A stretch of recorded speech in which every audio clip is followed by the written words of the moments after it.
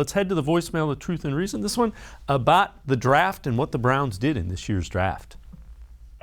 Hi, I'm Thad from Youngstown. I'm a big huge Browns fan, and I'm a little disappointed in this draft. It seemed like we drafted more for developmental prospects for next year. I don't know how they'll pan out this year, and I think our window, as far as winning the Super Bowl, is very small because we spent a lot of money. You know, we got to win now.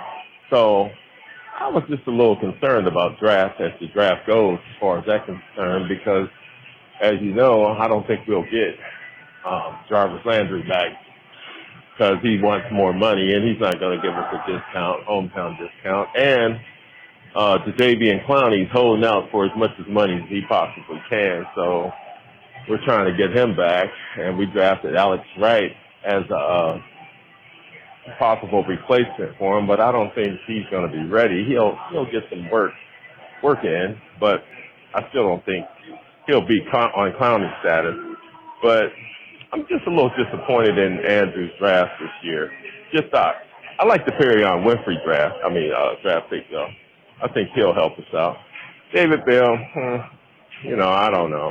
We'll see. Even though I know Deshaun Watson is an elite quarterback, I still think they could have gave him more help on that end. Your thoughts, please. Thank you. As always, appreciate all of the voicemails. G. Bush, I'm not really disappointed. It's not a sexy draft, but again, I think it extends the Browns' window. If you get Clowney back, I like it even a whole lot more. Well, I try to put it in perspective for you, right? The draft ain't gonna hit you in the face and say, "Wow, man, they got all the names." But I had to do this little exercise with myself. Okay, so Deshaun Watson is a top 5 quarterback. So he's getting 230. That's guaranteed 230 up front. Nick Chubb is a top 5 running back. He just got his deal redone. Overall, you got the best backfield in the game, and not to mention, I like what they did with Jerome Ford. I think we might have to, when I come back, we might have to talk a little something. Kareem Hunt, Jerome Ford, and Demetric Felton. Listen, especially with Kareem Hunt on his last year, right? I'll love that pick. Go back and watch him a little bit. But when you look at it, you just go look what he did. He was able to get Amari Cooper. We just talked about it, for pennies on dollar, one of the better receivers in the league. Now let's go to you. You got the 2 best guards, in my estimation. They're both in the top 5. Your guards are. So you just redid their contracts, right? You got one of the best top 5 defensive ends in the game in Myles Garrett. You just gave him a contract a little bit ago. Denzel Ward is a top 5 corner. You just gave him some money. As we go down the list and we keep talking about this, the Browns fans got to understand how many top 5 guys you want.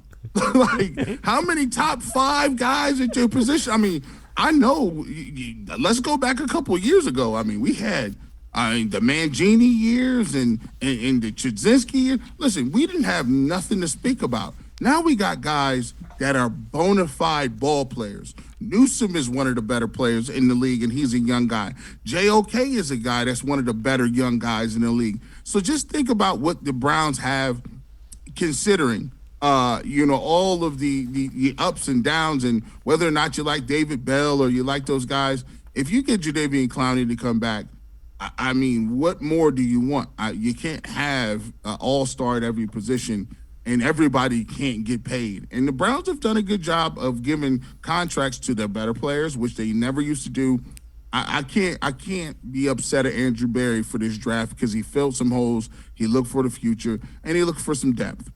Yeah, and you make a valid point. No roster is perfect. Browns fans are kind of focusing on the holes and not the area where the top 5 guys are. So, but you know what? That's what fans do. That's okay.